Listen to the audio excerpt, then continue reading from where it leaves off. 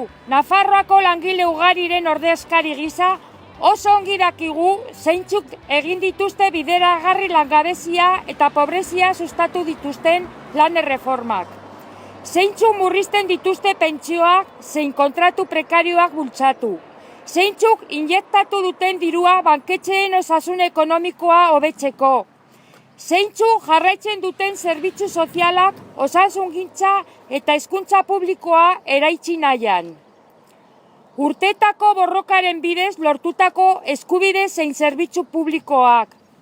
PPek, PSOEek eta UPNek EAJ eta CIUren laguntzaz eta krisiaren aitzakipean murrizten ari dituztenak kasu gehienetan.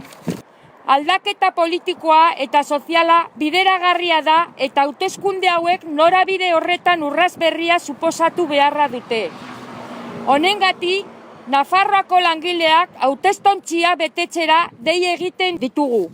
Aldaketaren bidean urrats berri horri auspoa emateko.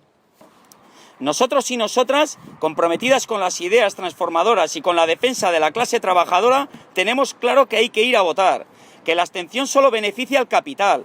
Nosotros y nosotras sabemos a dónde va a ir nuestro voto.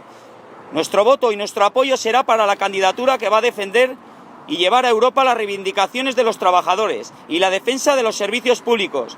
Nuestro voto será para la coalición Los Pueblos Deciden, EH Bildu.